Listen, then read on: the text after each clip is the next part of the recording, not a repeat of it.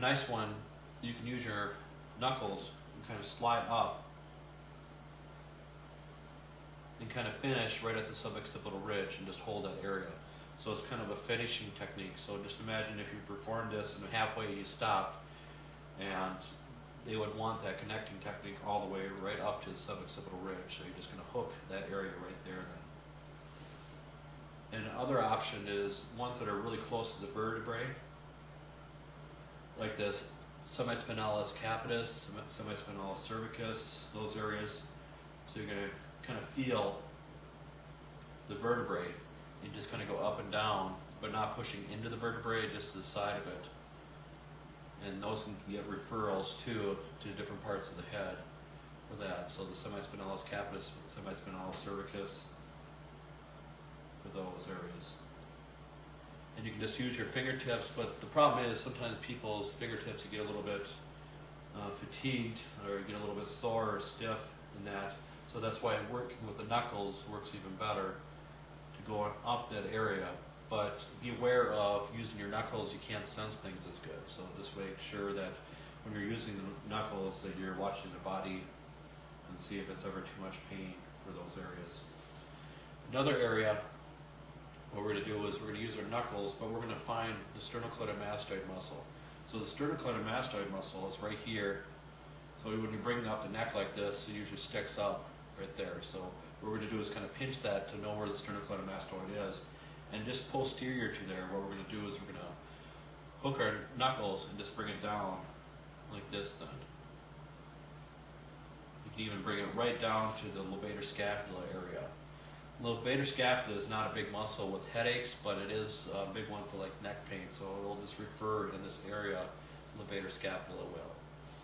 So again, you can just bring it down like this. You can even kind of rotate your knuckle too. So rotate it in the whole trap area. So even with the trapezius muscle right here, this is one of the major trigger points right here, will refer into the head area. And some people will kind of pinch that, but just make sure when you pinch it, kind of massage a little bit too, because just pinching that area, it can be painful, especially in this area. So just go back and forth. You can do a little bit of cross fiber friction too. Or again, you can use the knuckle and just bringing it down like this then.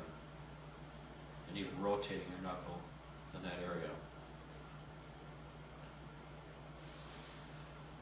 So whenever you're treating problem areas, let's say their headache is only on one side, it would be really beneficial to treat the other side first a little bit, at least, because sometimes the muscles on the other side is kind of pulling towards that area, so the muscles might be a little bit more contracted, so you want to relax that area first. So the unaffected side first, a little bit at least, but explain to the client too that you're performing these kind of techniques on the opposite side just to help relax it and kind of gauge whether you're having, whether there's a difference between one side and the next for the pain-wise.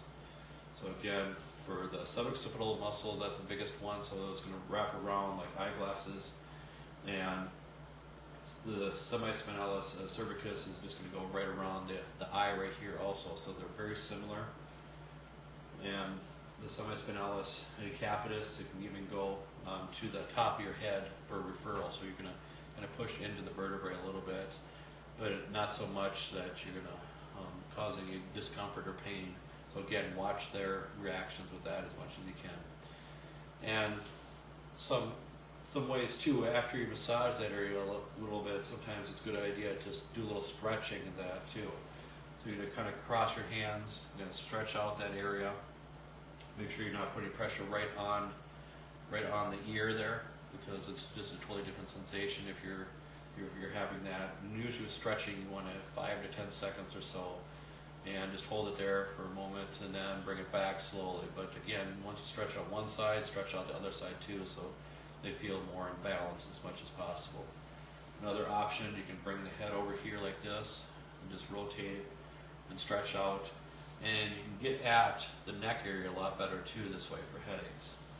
So what you're going to do here is you can use your knuckle a lot in here, and even go into the scalp a little bit too, because they say about 80% of the nervous system travels through the scalp region. So that's why you're going to stimulate those areas too, to help with the aches and pains. But again, the biggest thing you want to do is ask them where their headache is, so you can try to treat that. So you kind of have an idea beforehand what areas and what muscles to concentrate on beforehand then.